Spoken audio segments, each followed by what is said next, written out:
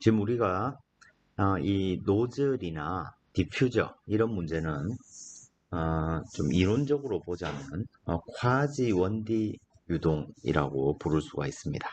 우리가 일반적으로 모든 양이 오직 x로만 표현되는 이런 문제를 1차원 유동이라고 부른다면 이렇게 면적이 바뀌는데 이 면적이 이 위아래가 대칭이라서 사실 면적이라는 게 뭐 예를 들어 사각형 면적 뭐 이런 임의의 면적이면 이게 x와 y의 함수로 표현이 돼야 될 텐데 그죠?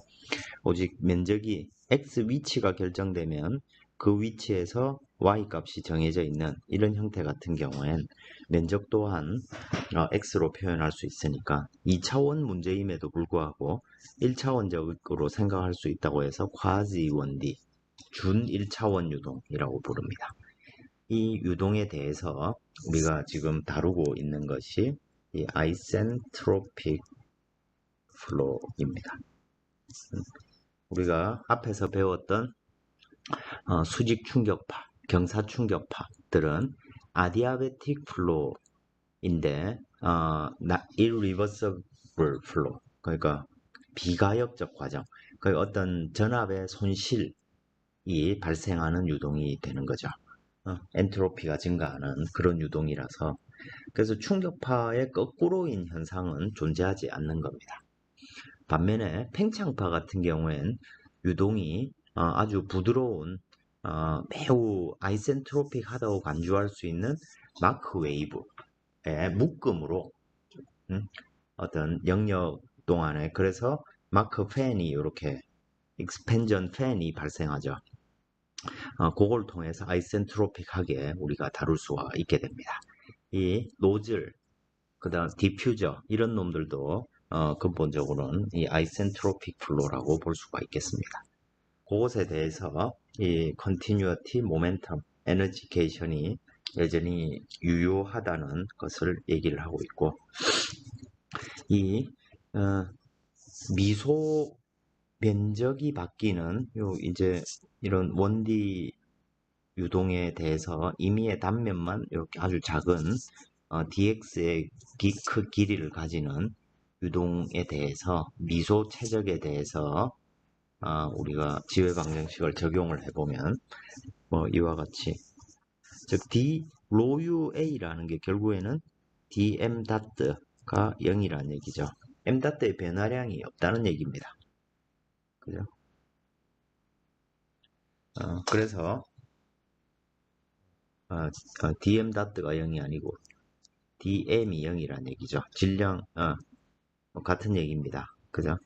그래서 요걸 이용해서 뭐 이런 식들을 그 다음에 모멘텀 이퀘이션에 대해서 양쪽의 힘과 모멘텀의 균형을 유도를 해보면 이와 같은 관계식 dp는 마이너스 로우 du라는 오일러 이퀘이션을 유도를 할 수 있습니다. 또 에너지 이퀘이션은 당연하게도 토탈 엔탈피, 그죠? 전 엔탈피가 일정하다는 조건을 이용해서 dH 플러스 UDU는 0 이런 조건을 얻을 수가 있었습니다. 이걸 가지고 뭘 했습니까? 이 식이 이 면적에 대해서 이 면적의 변화량이 마수의 변화와 어떤 연관관계를 갖고 있는지 뭐 그런 거를 지금 찾고 싶은 것이죠. 마우스의 변화가 아니고 속도의 변화죠. 그죠? 속도. 그죠? 자, 그래서 앞에 관계식들을 이용해 가지고 쭉 음속의 변환 관계를 이렇게 이용을 하면 아래와 같은 면적 속도 관계식을 얻을 수가 있게 됩니다. 따라서 이 문제를 바라보면 마하수가 1보다 큰 경우와 1보다 작은 경우가 이 부호가 바뀌는 거죠. m 스퀘어 마이너스 1 이거는 자주 나오는 관계식입니다. 표현이고 이랬을 때 만약에 초음속 유동이다 라고 하면 이 부호가 플러스가 되니까 그죠? 그래서 면적이 이렇게 넓어지면 유동이 가속이 되고 면적이 좁아지면 감속이 되는, 그래서 우리가 일반적으로 아는 서브소닉 케이스하고는 반대의 현상이 생기는 거죠. 이걸 이용해 가지고 이와 같이 볼록한 절구통 모양으로 이렇게 converging 수렴이 됐다가 diverging 하는 발산하는 수렴 발산형 또는 수렴 확산 노즐이라고 부릅니다. 이와 같이 면적이 좁아졌다가 넓어지게 되면 아음속 유동에서 유동이 가속이 되면서 어느 목이 가장 좁은 곳, 그래서 공률이 바뀌는 지점, 면적이 0인 곳, 이게 공률이 바뀌는 곳이죠. 결국 공률이 바뀌는 이곳에서 즉 기울기의 방향이 바뀌는 이 지점에서 이 지점을 throat, 노즐 목이라고 이 지점에 마 1에 도달하게 됩니다. 마 1에 도달하는 순간부터는 면적이 넓어지니까 그때부터는 유동이 가속이 되는 거죠. 그래서 초음속 유동이 발생하게 되는 것이죠. 이와 같이 초음속 유동은 슈퍼소닉 노즐을 통해서 초음속 노즐을 통해서 만들어낼 수가 있습니다. 이게 초음속 엔진 뒤쪽에 붙어 있는 노즐이 이렇게 수렴 확산형으로 만들어져 있다는 것이 지난 시간에 우리가 한 얘기의 핵심이고, 이걸 통해서 이 원리를 이용해서 우리가 초음속 비행을 할 수 있게 되는 것입니다. 마찬가지로 어떤 초음속 유동을 아음속 유동으로 감속시키는 또 방법 또한 똑같은 방법이 되는 거죠. 초음속 유동에서 면적이 좁아지면 유동의 속도는 감속을 하게 됩니다. 그러다가 노즐목에서 마하 1이 되고, 마하 1이 되면서 유동이 면적이 넓어지니까 여기에서부터는 아음속 유동이 발생하고, 면적이 넓어지면 당연히 속도도 줄어들게 되겠죠. 이런 아주 재밌는 현상을 설명하는 게 Area Velocity Relation입니다. 이게 우리는 이 고속 유동, 초음속 비행을 가능하도록 하는 이것이 기본적인 원리고, 이건 근원적으로 로UA가 모든 곳에서 일정하다는 데서부터 출발합니다. 근데 문제는 만약에 밀도가 일정하다면 속도 곱하기 면적이 일정해가지고 그저 우리가 일반적으로 아는 상식대로 될 텐데, 이와 같이 아주 고속 유동에서는 밀도가 같이 변하기 때문에 우리가 그래서 이런 얘기는 할 수 있는 거죠. 로유 곱하기 면적은 로유 곱하기 면적 1번 1번 2번 2번. 그래서 로유 운동량이죠. 그죠? 면적이 넓어지면 운동량은 작아질 수밖에 없습니다. 근데 밀도가 작아지느냐 속도가 작아지느냐에 따라서 그게 얘기가 달라진다는 얘기죠. 그죠? 저 둘의 곱은 물론 작아지게 될 테지만, 이런 면적 속도 관계식을 이용해 가지고 우리가 노즐 유동을 좀 더 자세하게 살펴보도록 하겠습니다. 이 노즐 유동에서 가장 중요한 사실은 노즐 스로트에서 마수 1에 도달할 수 있다. can reach. 도달할 수 있다는 겁니다. 도달해야만 된다는 게 아니고 도달할 수 있다는 겁니다. 자, 그래서 그런 요게 가장 중요한 어떤 사실이고, 무슨 말인지는 오늘 강의를 들으면 얘기를 할 수 있을 것입니다. 자, 먼저 지금 여기에서 기본적인 전제는 이 트로트에서 소닉 플로가 발생했다고 지금 가정을 하는 것입니다. 하지 않을 수도 있는데 발생했다고 생각을 하는 것입니다. 그러면 우리가 앞에서도 충격파에서도 했듯이 스타를 이용해서 로UA 모든 지점 X 위치에서 이놈이 일정하죠. 콘스탄트로. 그죠? 일정한 값을 가질 겁니다. 그러면 노즐 목에서도 마찬가지로 소닉, 노즐 목에서는 마수 1에 도달했을 테니까 그때 소닉 컨디션이 존재할 거고, 그러면 그때의 속도라는 것은 결국 음소의 크기를 가지겠죠. 그죠? 그래서 이 위의 관계식을 면적에 관한 식으로 표현하면 A 스타 분의 A가 될 겁니다. 그래서 운동량 분의 로U 분의 로 A 스타로 표현이 될 테고, 그죠?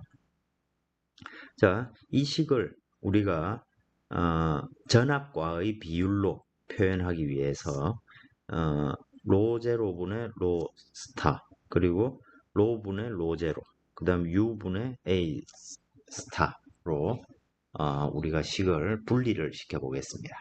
그럼 여기서 로 제로분의 로 스타, 이건 어떻게 표현됩니까? 자, 앞에서 로분의 로 제로분의 로는 이건 우리가 이미 알고 있는 사실이죠. 그죠? 로분의 로 제로는 1 플러스 2분의 감마 마이너스 1 m 스퀘어의 감마 마이너스 1분의 1로 이렇게 표현될 수 있을 것입니다. 그죠?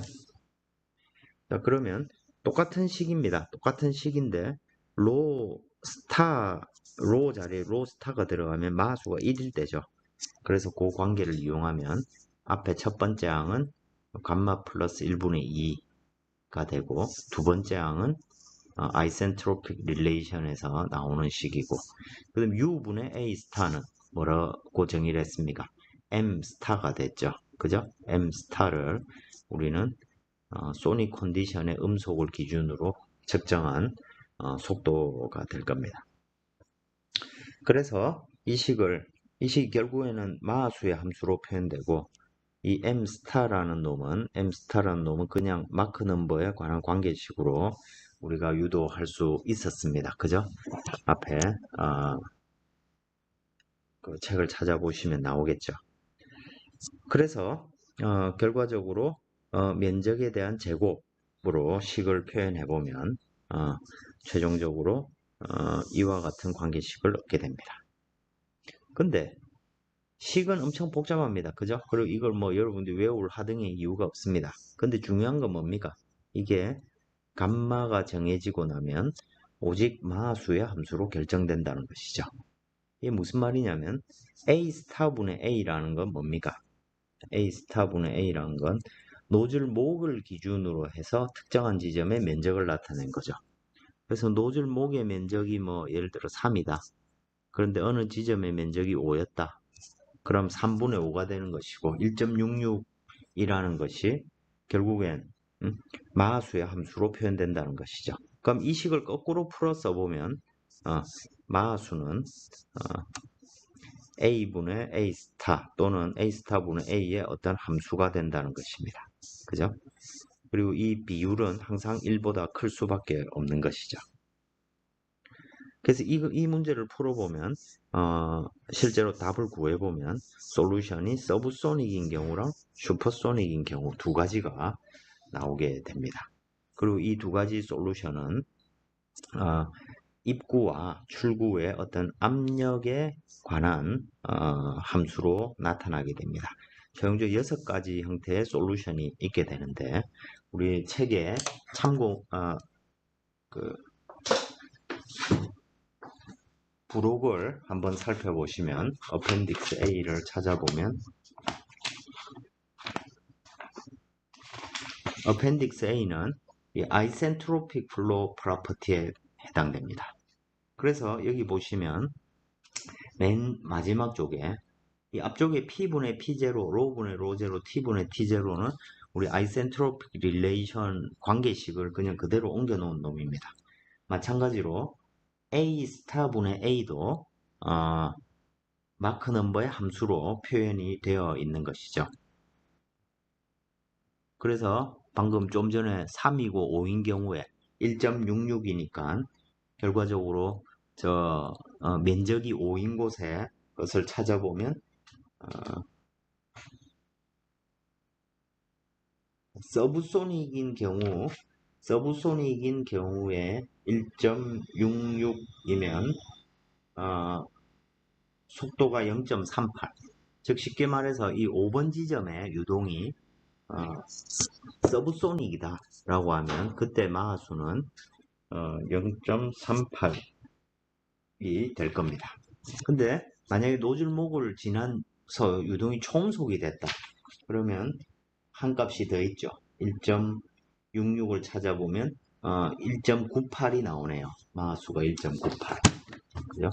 그 테이블로부터 마하수가 1.98. 이 상태, 두 가지 상태가 있을 수 있고, 요거는 이 뒤쪽에 압력의 분포가 어떻게 되는지, 또는 거꾸로 상류 쪽에 압력이 어떻게 되는지, 뭐 이런 조건에 따라서 솔루션이 달라지게 된다는 얘기입니다.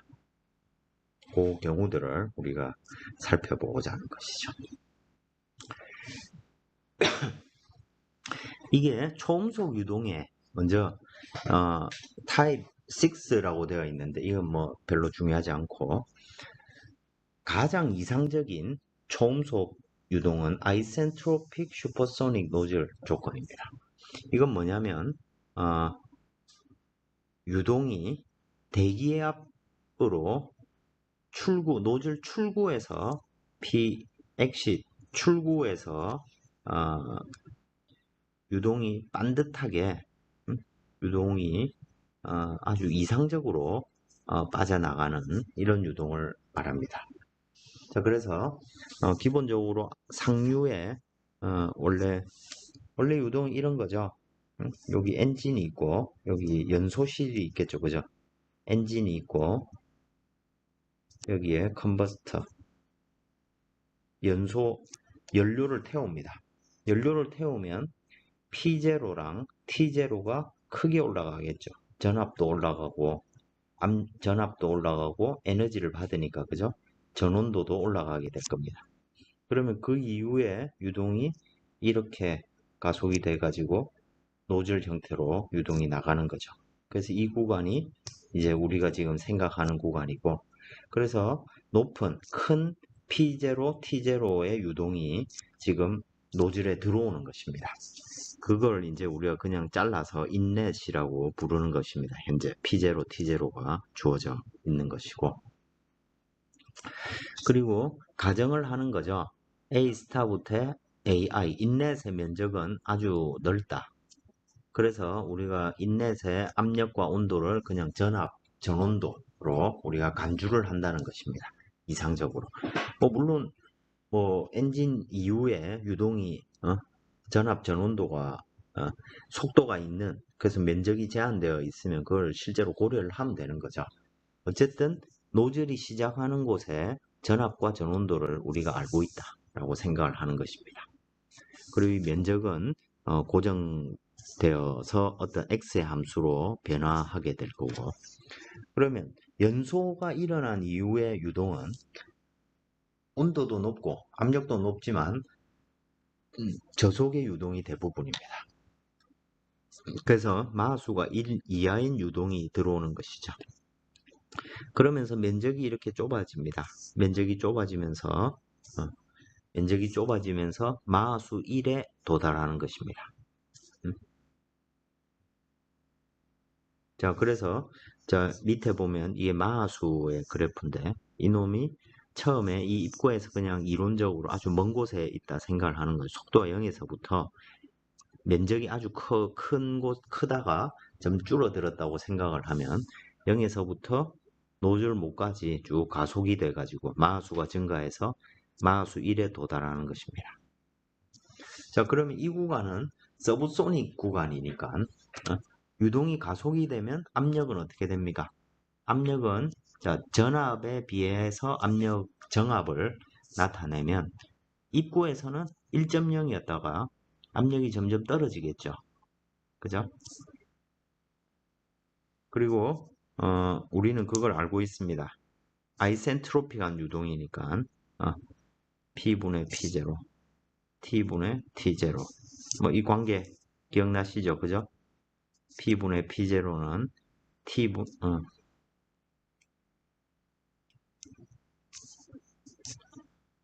t분의 t0의 감마 마이너스 1분의 감마승으로 표현되죠. 그죠? 그리고 t분의 t0는 1 플러스 2분의 감마 마이너스 1 m제곱으로 표현될 겁니다.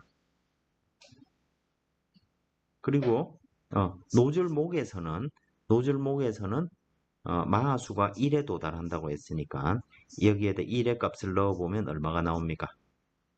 2분의 감마 플러스 1이니까 1.4에 2.4 그죠? 2.4 2분의 2.4니까 1.2가 되는 거죠. 결과적으로 t0분의 t는 1.2분의 1이 되고 그죠? 그 값이 얼마냐면 0.833이 됩니다. 그놈에 대해서 감마 마이너스 1분의 감마를 구해서 p0분의 p를 구해보면 0.528이 됩니다. 무슨 말이냐면 이 지점에서 압력이 점점 줄어들다가 마하수가 1이 되는 이 지점에서 압력은 0.528배가 되고 즉 50% 정도 압력 값을 가진다는 것이죠. 압력이 낮아지는 거죠. 그죠? 속도가 빨라지니까. 온도는 어떻게 되냐면 1.0에서부터 0.833까지 줄어들게 됩니다. 그래서 이거는 결론적으로 보면 노즐 목에서는 초음속이 발생했다면 P0는 0.528이 되고 온도는 0.833 T0가 된다는 얘기입니다. 그리고 그 다음에 마하수가 1에 도달했고 그 다음에 여기서 다시 면적이 넓어지면 유동은 점점 더 가속이 이렇게 쭉 되게 될 겁니다. 그리고 테이블 A에서 찾아봤듯이 면적이 어떻게 바뀌느냐에 따라서 이 마하수도 바뀌게 되겠죠. 그죠? 그래서 우리는 이 유동의 마하수의 변화를 이 면적의 변화로 만들어낼 수 있게 되겠죠. 그죠? 그래서 면적비가 커지면 커질수록 초음속 유동에서는 면적이 넓어지면 넓어질수록 유동이 더 많이 가속이 되겠죠. 그죠? 그래서 아주 높은 마하수를 만들어내게 됩니다. 근데 너무 급격하게 면적을 넓히면 유동이 표면을 따라가지 못하고 표면에서 박리 같은 현상이 유동이 표면에 툭 떨어져 나가버리게 되면 오히려 더 안 좋은 일이 생깁니다. 그래서 면적을 넓힐 때도 서서히 길쭉 그래서 점점 면적이 넓어지면 넓어질수록 길쭉한 모양을 가지게 되는 것이죠. 그리고 그때 압력은 또 어떻게 되냐면 유동이 가속이 되면서 속도가 빨라지면서 압력도 계속 지속적으로 이렇게 낮아지게 됩니다. 왜냐면 마하수가 커지니까 그죠? 결국 압력 B도 결국에 마하수의 함수에 불과하니까 마하수에 따라 압력도 낮아지고 온도도 낮아지게 되는 거죠. 그래서 압력이 지속적으로 낮아지게 되고 그래서 이게 출구의 압력과 동일해졌을 때 이게 아주 아이디얼한 유동이 되는 것입니다. 그래서 똑같은 입구의 조건이라 하더라도 똑같은 그 초음속 노즐이라 하더라도 해수면에서 작동시키는 거하고 높은 고도에서 작동시키는 거하고 다릅니다.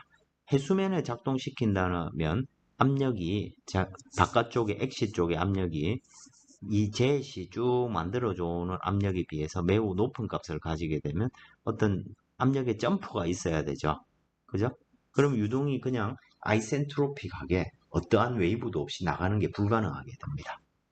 오직 그래서 대부분의 이 초음속 노즐은 내가 어떤 고도에서 주로 순항을 할 건지 그걸 생각을 하고 설계를 하겠죠. 최근에 나오는 가변 노즐, variable 노즐, 이건 마하수라든지 아니면 고도 조건을 계속 바꿀 수 있는 노즐입니다. 어떻게 바꾼다는 얘기입니까? 출구 쪽에 면적을 이렇게 쭉 받고 기계적으로 면적을 넓히거나 줄이거나 이러면서 가급적이면 이 아이센트로픽한 조건을 찾기 위해서 쭉 어떤 면적을 변화시키는 방식으로 만든 노즐이 되겠습니다. 이게 가장 이상적인 조건이 되겠죠. 그럼 아이센트로픽한 상태로부터 생각을 해보겠습니다. 책에서는 이 뒤쪽의 압력을 쭉 바꿔가면서 생각을 했는데, 만약에 이 출구 쪽에 압력이 쭉 낮아지는 거하고, 만약 출구 쪽 압력은 일정하고 입구 쪽 압력이 높아지는 거하고 두 개는 같은 상황이죠. 먼저 서브소닉 케이스를 한번 따져보겠습니다. 좀 전에 이상적인 경우, 우리가 원하는 경우를 했는데 서브소닉에서부터 한번 팔로우를 해보겠습니다. 만약에 입구 쪽에 전압하고 출구 쪽의 압력이 두 개가 같다고 하면 여기에는 어떠한 유동도 흐르지 않을 것입니다. 노 플로우가 되겠죠. 그죠? 유동이 없으니까 뭐 압력차가 없으니까 유동 자체가 없다는 얘기가 되겠죠. 그죠? 근데 만약에 이 입구 압력에 비해서 출구 압력이 뭐 0.00, 0.999 P0 그러니까 99.9%라고 한다면 유동에 약간의 흐름이 생기겠죠. 압력이 높은 데서 낮은 데로 유동이 흘러가니까. 점점 압력이 낮아집니다. 그러면 어떤 일이 생깁니까? 압력차로 인해서 유동이 이렇게 불어오게 되고, 그죠? 그러면 유동이 가속돼 가지고 일정 정도 압력이 쭉 증가를 하게 될 겁니다. 자, 그래서 여기에서는 타입 1이 어떤 경우냐면 매우 작은 압력차가 있다 하더라도 유동은 면적 비에 따라서 그죠? 유동이 가속됐다가 다시 매우 감속을 하게 되겠죠. 면적이 넓어지니까 그죠? 그리고 조금 더 압력이 낮아졌습니다. 출구 쪽에. 그래서 첫 번째 경우는 압력 입장에서 보면 1.0에서부터 압력이 떨어졌다가 다시 원만히 회복하는 케이스라면 압력이 더 낮아졌습니다. 그러면 유동이 더 많이 가속이 되겠죠. 그래서 유동은 더 많이 가속이 되지만 여전히 초음속 조건에 도달하지는 못하게 될 겁니다. 그래서 초음속이 안 됐기 때문에 다시 면적이 넓어지면 마하수도 줄어들고 압력은 다시 회복을 하게 됩니다. 우리 일반적으로 생각하는 유동하고 똑같은 상태죠. 그죠? 속도와 압력이 거꾸로 움직이게 됩니다. 그러다가 점점점 압력이 요 배압이 낮아지거나 또는 거꾸로 입구 쪽 압력이 점점 높아집니다. 그 엔진으로 치자면 출력을 높이는 거죠. 연료를 많이 떼면 입구 쪽 압력이 높아지겠죠. 연소실의 압력이. 그죠? 그렇게 생각할 수도 있는 것이고 또는 출구 쪽 압력이 비율이 낮아진다. 이렇게 생각할 수도 있겠죠. 그래서 압력이 더 낮아졌습니다. 그러면 유동은 더 많이 가속이 돼가지고 어느 순간이 되면 마하수의 1에 딱 도달하겠죠. 그런데 도달했다가 갈 수 있는 길은 마하수가 점점 더 커지는 길이 하나가 있고 다시 그 장벽을 넘어서지 못하고 다시 줄어드는. 그래서 근본적으로 이 유동은 서브소닉 유동이 되겠죠. 똑같습니다. 본질적으로. 그런 압력비가 있을 겁니다. 그 압력비가 얼마냐면 52.8%라는 것이죠. 그래서 P0분의 PE 그 마하수 1에 도달하는 게 노즐목에서 52.8%라는 것이고 출구의 압력은 그보다 더 높겠죠. 그죠? 압력이 점점 낮아짐에 따라서 노즐목에서 마하수 1에 딱 도달하는 상태가 있을 수 있다는 것입니다. 그 순간까지는 다 서브소닉 유동이 되는 것이죠. 그죠? 그래서 그걸 타입으로 치자면 세 번째 타입이고 그때 노즐목에서는 소닉 상태에 도달하게 됩니다. 그래서 마하수가 1에 도달한다는 것이죠. 그럼 그때 그 노즐 목에서의 압력은 0.528 P0에 해당되고 이때 아래쪽은 서브소닉이 발생하게 됩니다. 근데 이제 이것보다 즉 여기에 주어져 있는 PE3보다 압력이 조금만 더 낮아져도 이제 어떤 일이 생길까요? 그때 이제 앞에서 얘기했던 아이디어란 케이스가 딱 생기게 되는 것이죠. 그죠? 자, 그래서 이 서브소닉 상태에 대해서 예제를 한번 살펴보면 다음과 같습니다. 여기에서 우리가 컨버전트, 다이버전트 노즐을 통과하는 아이센트로픽 플로우를 지금 생각을 하고 있습니다. 그리고 여기에 exit to throat area가 2라고 되어 있습니다. 이 얘기는 이렇게 생겨 있는 노즐에서 요게 A 스타고 exit에서의 면적은 2배라는 얘기입니다. A 스타분의 AE가 2라는 얘기입니다.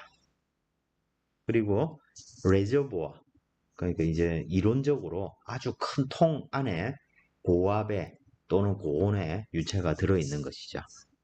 이런 저장소의 압력. 그래서 레저보어 프레셔 그리고 레저보어 템퍼러처는 뭐냐면 P0, T0에 해당되는 것입니다. 그래서 P0는 1atm이고 T0는 288 켈빈이라는 얘기입니다. 이론적으로 여기 어느 위치에서 이 앞쪽에 큰 탱크가 있다고 생각을 하는 것이죠. 그죠? 실제로는 저 앞쪽에 연소실이 있고 뭐 이렇겠지만 우리가 이걸 요 부분만 잘라 생각할 때 어쨌든지 간에 그 큰 통 안에서 나오는 어떤 경로를 통해 나오든 그놈은 P0, T0는 일정하겠죠. 아이센트로픽하다면. 그걸 레저보아 프레셔 또는 레저보아 템퍼러처. 다른 말로 전압과 전온도가 일기압과 288 켈빈이다. 이 얘기와 똑같습니다. 여기서 스로트와 엑싯에서 마하수, 압력, 온도를 구해봐라 는 얘기입니다. 자, 그런데 여기엔 두 가지 경우가 있는 것입니다. 첫 번째로는 엑싯에서 슈퍼소닉인 경우 그리고 노즐 전체 스로트의 1에 도달했는데 except at the throat 스로트 외에서는 노즐 전체의 서브소닉 이 얘기는 스로트에서 마하수 1이 됐다는 얘기가 되겠죠. 1이 됐지만 서브소닉이라는 얘기입니다. 그래서 여기 보면 더 플로어가 첫 번째로 A번 같은 경우에 이 유동이 엑싯에서 슈퍼소닉이 됐다는 것은 노즐목에서 마하수 1에 도달했다는 얘기입니다. 그죠? 여기에서 마하수 1에 도달했다는 얘기입니다. 그리고 그렇기 때문에 노즐 스로트에서 마하수는 1.0일 거고 그 다음에 저 지점에서 앞에서도 유도를 해봤지만 테이블을 보고 찾을 수도 있죠. 여기에서 보면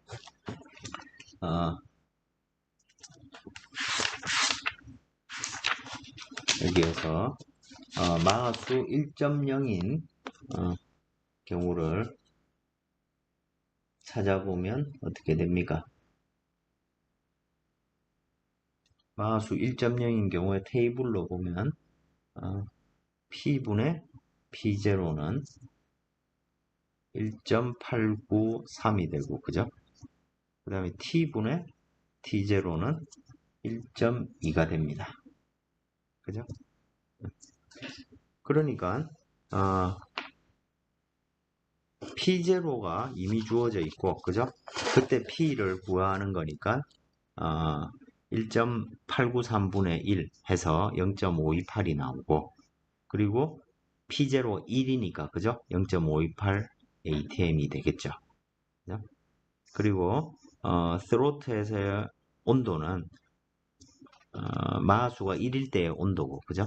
그럼 T0분의 T 스타 T0가 있으니까 그 값을 계산해 보면 1.2분의 1이 되는 거죠. 그래서 0.833이 나옵니다. 비율은. 근데 T0가 288이니까 노즐 목의 온도는 240 켈빈이 됩니다. 그리고 엑싯에서 유동이 초음속이라 했습니다. 자, 면적 B가 2라고 주어져 있습니다. 그죠? 자, 스로트의 조건을 알고 있고, 면적 B가 2니까, 면적 B가 2인데, 초음속인 경우를 찾아보면, 2.0을 찾아보면, 약 0.22가 나옵니다. 테이블에서, 그죠? 0.22가 아니고 2.2가 나옵니다. 그죠? 그럼 그때, 그 2.2인 마수에서 압력의 비율을 찾아보면 10.69가 나오고 온도의 비를 찾아보면 1.968이 나옵니다. 그죠? 여기서 이 관계를 이용해 가지고 PE를 구해보면 결국 10.69분의 1이 되고, 그죠? 그리고 P0는 1의 ATM입니다. 그리고 엑싯에서 출구에서 온도를 보면 1.968분의 1 곱하기 288 T0, 이걸 해보면 146 켈빈이 나옵니다. 그러니까 압력은 마하수가 2.2가 됐는데 압력은 10분의 1이 됐다는 얘기고, 그죠? 0.1 ATM이 나오니까, 그죠? 온도는 절반 정도로 줄었습니다. 온도가 146 켈빈이면, 그죠? 영하 몇 도입니까? 130도죠. 그죠? 영하 130도에 이르게 된다는 얘기입니다. 마하수 2를 만들면, 마하수 2가 되면 그때의 유동의 온도는 영하 130도 정도가 된다는 얘기죠. 그죠? 이걸 이용해서 얼음 폭탄 같은 걸 만들 수도 있겠죠. 그죠? 그래서 우리가 풍동 실험, 초음속 풍동 실험을 할 때 사용하는 공기는 매우 건조한 공기를 씁니다. 만약 그 공기 안에 습도가 높다 그러면 그 습도가 응결이 돼 가지고, 그죠? 영하 130도로 지나면서 응결이 돼 가지고 완전 얼음 서리발이 되겠죠. 그죠? 그래서 아주 큰 파손이 발생할 수 있게 됩니다. 온도가 매우 낮아지고. 근데 만약에 이놈이 초음속의 벽을 넘지 못하고 서브소닉이 됐다라고 하면 면적 B가 2인 서브소닉 경우를 찾아보면 얼마가 되냐면 마하수가 약 0. 대충 해보면 마하수가 0.3 정도가 나옵니다. 면적 B가 2배가 됐고 노즐목에서는 마하수 1에 도달했지만 이게 초음속은 되지 못하고 서브소닉이 됐다. 그러면 그때의 0.3에 대해서 압력비를 구해보면 1.064가 나오고, 그러니까 1.064분의 1이 되겠죠. 그 온도는 1.018이 됩니다. 그래서 압력은 0.94 ATM이고 출구의 온도는 283 켈빈. 온도는 거의 바뀌지 않는 거죠. 대신 압력은 조금 낮습니다. 그래서 만약에 이 상류에 뭐 1기압 그리고 288이 주어졌고 이 하류의 압력이 약 0.9 ATM 정도 됐다 하면 이 유동은 약간 가속이 되다가 다시 감속하는 그런 유동이 되겠죠. 근데 만약에 이 출구 쪽에 고도가 아주 높아져 가지고 얘가 이 노즐이 구동하는 곳의 압력이 0.1기압 정도 됐다고 생각을 해보겠습니다. 그러면 여기엔 노즐목에 마하수 1에 도달하게 되고 그 이후 유동은 초음속에 들어가게 된다는 거죠. 그래서 이 뒤쪽의 압력, exit pressure 또는 다른 말로 뒤쪽이라고 해서 back pressure라고 부릅니다. 배압, 우리말로 배압이라고 부릅니다. 배. 뒤쪽이죠. 그죠? 배압. 면적비 되는 것입니다. 그 상태에 따라서 유동이 초음속이 될 수도 있고 아음속이 될 수도 있는 것이죠. 자, 이런 걸 살펴봤고, 만약에 exit 프레셔가 0.973이다. 노즐이 이렇게 있고, 다시 보면 여기 1 atm, 여기에 288 켈빈이 있는데, 요 출구 쪽의 압력이 PE가 0.973 atm입니다. 그러면 딱 봐도 압력이 조금 낮아졌으니까 여기 초음 서브소닉 유동이 될 겁니다. 그럼 이때 스로틀에선 속도와 가속이 일정하게 될 테고, 그리고 출구의 속도도 서브소닉이 될 겁니다. 자, 그러면 이 유동은 서브소닉임이 틀림이 없을 텐데, 그죠?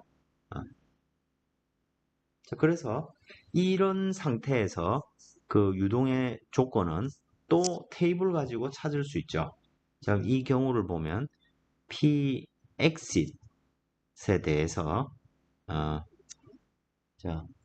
테이블을 쓰려면 P분의 P0가 필요하죠. 그래서 P분의 P0를 구해보면 0.973분의 1이니까 계산을 하면 1.028이 됩니다. 그러면 1.028이 되는 마하수랑 면적비 찾으면 되죠. 그죠? 자, 그러면 그때 마하수 압력비가 1.028인 곳에 마하수는 ME는 출구의 마하수는 0.2가 됩니다. 테이블에서 보면 그죠? 그 다음에 출구와 출구의 마하수가 0.2니까 그때 면적비를 보면 A 스타분의 AE는 2.964가 나옵니다. 그러니까 면적비가 2.964라는 것을 우리가 알 수 있다는 것이죠. 그죠? 그럼 이거 가지고 여기에서 그 구해보라고 한 것은 면적비 A 스타분의 스로틀의 면적, 즉 마하수가 1에 도달하는 면적을 기준으로 해가지고 출구의 면적비를 알았으니까 스로틀의 면적을 어떻게 찾냐면 AE분의 AT 그리고 A 스타분의 AE로 식을 바꿔놓으면 똑같은 식이죠. 그죠? 그리고 우리는 앞에서 이미 이 면적의 비율이 2배라는 것을 알고 있었습니다. 그죠? 이놈은 뭐가 됩니까? 2분의 1이 되고, 그죠? 그 다음에 A 스타분의 AE가 2.964니까 비율을 구하면 1.482가 되는 것이죠. 자, 그래서 A 스타분의 AT가 1.482인, 그죠? 그때의 마하수를 거꾸로 찾으면 되죠, 또. 그러면 대략 스로트에서 마하수가 0.44 정도임을 저 표를 가지고 찾아낼 수가 있습니다. 저게 아이센트로픽 릴레이션하고 똑같은 건데, 자, 그래서 이와 같이 이제 우리가 면적을 A 스타를 쓰는 이유는 이제 기준점을 그걸로 잡는 거죠. 마하수가 1이 되는 면적과 현재 면적의 비율을 정해놓고 이와 같이 필요에 따라서 환산해서 사용을 하는 것입니다. 자, 그러면 압력이 1기압에서 7% 정도 지금 줄어든 거죠. 0.973이니까 7%가 아니라 2.7% 정도밖에 조금만 줄어든 거죠. 그죠? 압력이 조금 줄었는데 이 노즐목에서는 마하수가 0.44까지 도달하게 되고 또 면적이 2배가 됐는데 출구 쪽의 면적은 마하수 0.2 정도. 자, 면적이 밀도가 별로 안 바뀌니까 그죠? 면적이 2배가 되면 속도도 절반 정도로 줄어들게 됩니다. 근데 노즐목에서 이미 뭐 면적은 마하수가 0.44니까 상당한 유동이 발생한다는 거죠. 이 압력차가 별로 안 큰 것 같아 보여도 상당한 유동의 흐름을 만들어낼 수 있다는 것입니다. 그러면 압력이 점점 출구 쪽의 압력이 만약에 점점 낮아진다. 그러면 유동은 점점 더 빠르게 가속이 될 수 있겠죠. 그죠? 그러다가 마수 1의 상태에 도달하게 되는 것이고 그 이후에 초음속 유동으로 넘어가게 되는 것입니다. 그 다음에 만약에 앞에 봤듯이 PE3이라는 건 뭐냐면 이와 같이 마하수의 유동이 초음속 유동에 도달하게 되는 노즐목에서 초음속에 도달했지만 다시 서브소닉으로 오는 이 상황입니다. 이때의 뒤쪽 압력을 PE3라고 부르는 것입니다. 그러면 그 비율이 PE가 저기에서 마하수 1에 도달하는 것보다 압력이 더 낮아지게 되면 유동은 이렇게 되는 거죠. 자, 노즐 다시 그리겠습니다. 노즐이 이렇게 있고 여기에서 PE3 자 마하수가 1에 도달할 때 마하수가 딱 1에 도달할 때 그때 뒤쪽의 압력이 PE3가 됩니다. 그것보다 더 낮으면 유동은 이 입구 쪽까지 마하수는 마하수 1까지 이렇게 도달을 하게 되고 그죠? 그 다음에 압력은 어떻게 됩니까? 압력은 1.0에서부터 그죠? 0.528까지 낮아지게 될 겁니다. 근데 이쪽 압력이 넘어지면 그 다음부터는 유동이 초음속으로 이렇게 바뀌어 갈 수 있죠. 그죠? 초음속으로 가거나 서브소닉으로 가거나 할 겁니다. 근데 이 노즐 목까지 그 이전의 유동의 상태는 하나도 바뀌는 게 없죠. 유동의 상태가 하나도 바뀌지 않는다는 것은 무슨 말이냐면 매스 플로우 레이트이 바뀌지 않는다는 얘기입니다. 그래서 어떤 특정한 PE3라는 값 이하로 압력이 더 낮아지면 유동이 더 많이 가속되고 질량 유량이 훨씬 많아질 것 같지만 그래서 대기압 P0부터 쭉 이렇게 떨어지면서 PE3에 도달하면 이때 노즐목 스로트에서 마하수는 1.0에 도달하게 될 겁니다. 근데 이 기압은 1.0에 도달하게 되고 그럼 그 이후의 유동은 초음속 유동이 되겠죠. 압력이 더 낮아지게 되면 그죠? 압력이 더 낮아지게 되면 초음속 유동이 되겠지만 그 이후로 유동의 질량 유량은 하나도 바뀌지 않게 된다는 얘기입니다. 왜냐하면 상류의 유동은 더 이상 달라지는 게 없기 때문이죠. 그죠?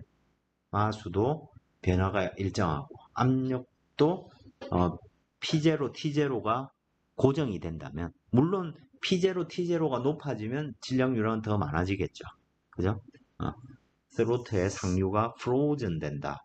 그래서 고정된 상류 값을 가지고 있고 이때 스로트의 소닉 컨디션에 도달했기 때문에 즉 스로트에서는 소닉 컨디션 이상으로 마하수가 올라갈 수가 없는 거죠. 올라갈 수 없기 때문에 프로즌 업스트림이 발생하고 그때 질량 유량은 일정한 값을 가지게 됩니다. 이런 유동을 질식 유동 이게 번역이 뭐 맞는지 모르겠지만 우리 한국에서 질식 유동이라고 표현을 합니다. 그리고 초킹 우리 말로 초킹이 발생했다 라는 것입니다.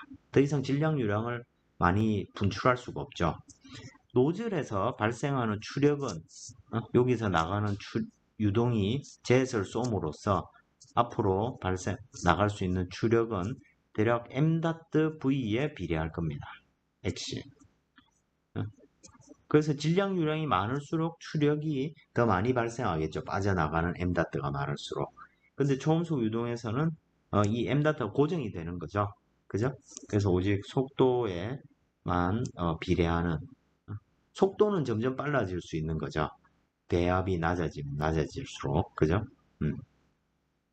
그래서 그때 m.가 이렇게 일정한 값을 가지는 걸 질식유동이라고 하게 됩니다. 초킹이라고 부르고.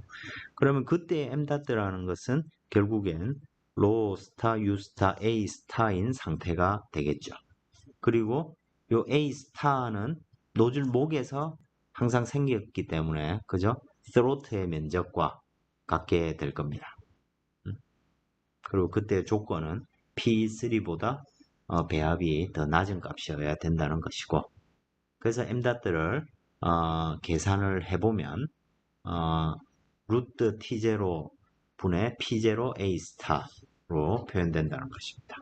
즉 노즐목의 면적이 클수록 근데 뭐 똑같은 조건에서 노즐목의 면적을 넓히게 되면 유동이 마하수 1에 도달하지 않게 되는 경우도 있겠죠. 그렇기 때문에 그건 면적비를 잘 생각해서 생각해 줘야 되는 것이고, 가급적이면 초킹이 발생한다는 조건 하에서 면적이 클수록 노즐목의 면적이 클수록 질량 유량이 많아진다. 그건 뭐 당연하다고 볼 수 있겠죠. 그 다음에 상류의 전압이 높을수록 더 많은 유동이 빠져나간다. 반면에 상류의 온도가 높을수록 T0가 클수록 m.는 줄어듭니다. 왜 그럴까요? P0가 일정하다고 치면 로0, T0가 m.죠. 근데 온도가 올라가면 밀도가 낮아지죠. 그러니까 온도가 높아지는 것보다 밀도가 더 많이 낮아져서 질량 유량은 낮추는 효과가 생기게 되는 것이죠. 그래서 많은 유동을 뿜어내려면 T0를 무조건 T0가 높은 게 좋은 건 아니죠. 그죠? 근데 이 T0는 또 이런 거 설계를 할 때 필수 불가결하게 높아져야만 됩니다. 왜 그러냐면 앞에서도 해봤듯이 마하수 2.0에 도달했을 때 온도의 비가 절반 정도 됐죠. 140 켈빈 정도에 도달했습니다. 영하 130도 이렇게 이른단 말이죠. 그 마하수 7이라고 한번 생각해 보십시오. 온도가 엄청나게 낮죠. 심지어 공기의 어느 점 밑으로 내려가게 될 겁니다. 그러면 큰일 나는 거죠. 그죠? 그래서 상류의 온도는 전온도는 내가 원하는 마하수가 커질수록 저 전온도도 덩달아 크게 줘야 되는 것이죠. m.가 낮아짐에도 불구하고 이런 관계식들이 여러분들 예제에 10.4, 10.5에 상당히 잘 나와 있습니다. 꼭 여러분들 10.4 이건 꼭 풀어 보셔야 될 예제 문제가 되겠습니다. 이런 유동 상태에 도달을 하게 되는 것이고요. 그 다음에 타입 4는 이제 마하수 1에 딱 도달할 때의 배압보다 좀 더 낮은 압력에 이르게 되면 이제 유동이 드디어 노즐목을 지나서 초음속에 도달하게 됩니다.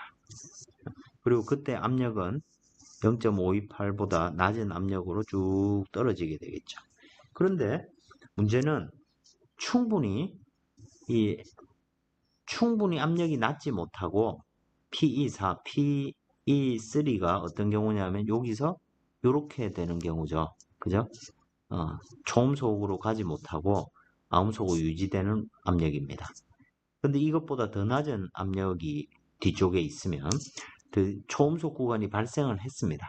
근데 이 초음속 구간이 다시 높은 압력이 돼야 되기 때문에 이 유동에는 수직 충격파가 딱 생겨가지고 여기에 뒤쪽의 압력과 서로 연동하게 되는 것입니다.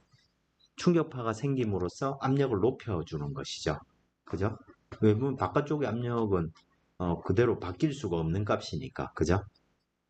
그래서 수직 충격파가 생기고 수직 충격파가 생기니까 여기에서는 필연적으로 이 뒤쪽은 서브소닉 유동이 돼버리게 되겠죠. 그죠? 그래서 여전히 우리가 원하는 출구에서의 초음속은 아직도 못 얻었습니다. 그죠? 그래서 요 충격파의 앞쪽에서는 슈퍼소닉 아이센트로픽 플로우가 발생을 했습니다. 그런데 충격 압력 B를 맞추기 위해서 충격파가 생겼고 그러면서 유동은 다시 서브소닉으로 들어간 거죠. 그러면 이제 이 압력보다 더 낮은 압력을 쭉 낮출수록 어떻게 될까요? 유동이 이렇게 되겠죠. 이렇게 그죠? 그래서 이 충격파는 계속 뒤로 이렇게 쭉 밀려가게 될 겁니다. 그래서 배압이 더 줄어들게 되면 노멀 샥은 더 다운스트림 쪽으로 향해 움직이게 될 겁니다. 그래서 점점 움직여 가다가 배압이 다섯 번째 상태로 도달하게 되면 수직 충격파가 여기 딱 생기는 것이죠. 근데 이때 수직 충격파는 매우 약한 파동이 되겠죠. 왜냐하면 이 상류의 그 압력의 비율을 매우 조금만 바꾸면 되는 유동이기 때문에 그렇죠. 그죠? 그래서 여기 보면 마지막 그림의 PE5의 약간의 점프, 이 끝에 가서 점프가 되고 수직 충격파가 생겼기 때문에 여전히 이때도 마하수는 1보다 작은 값을 가지게 될 겁니다. 근데 드디어 이 압력이 PE6, 즉 배압, 이 배압이 아이센트로픽 유동이 될 수 있는, 즉 아이센트로픽하게 쭉 면적에 따라서, 그죠? 면적이 어떻게 되느냐에 따라 이 값은 달라지겠죠. 그죠?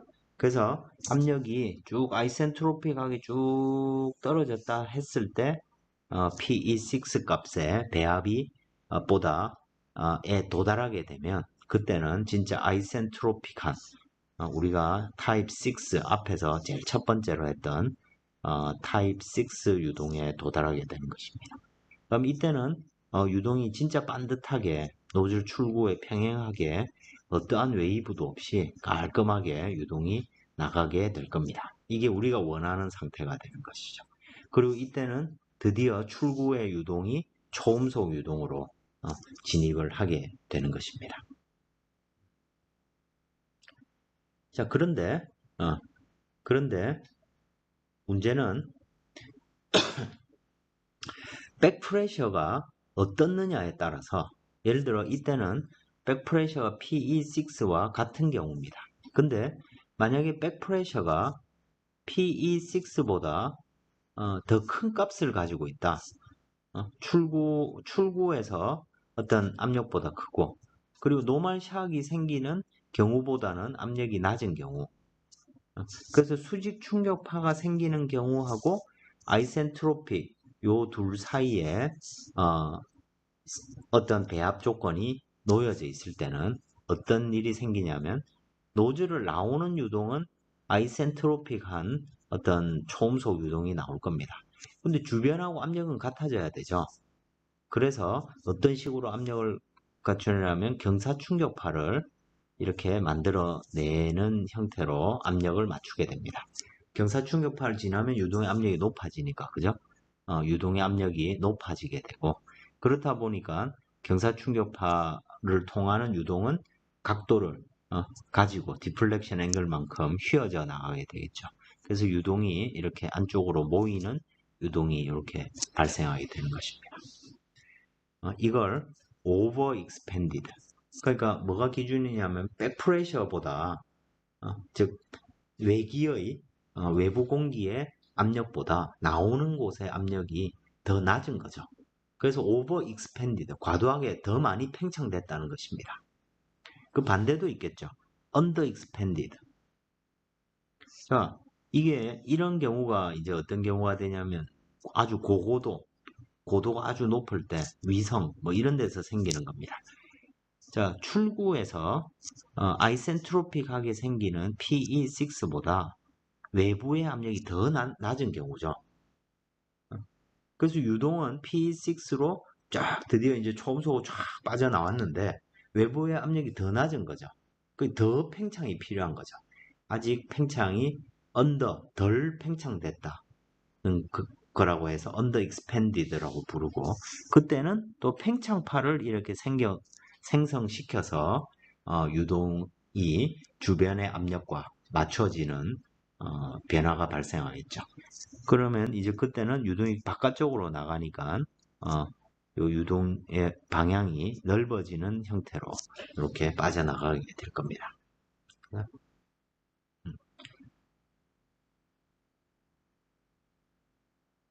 그죠?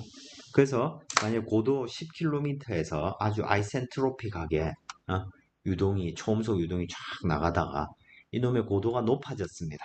그러면 주변의 압력이 더 낮아졌죠. 그래서 그 경우에는 뒤에서 나오는 젯이 반듯하게 나오는 게 아니고 넓어지는 형태로 나오고, 고도가 낮아졌습니다. 그럼 주변의 압력이 높아졌죠. 그래서 화염이 안으로 모이는 형태로 유동이 나올 겁니다. 근데 어쨌든 출구로 빠져나오는 유동은 초음속이 되는 거죠. 그죠?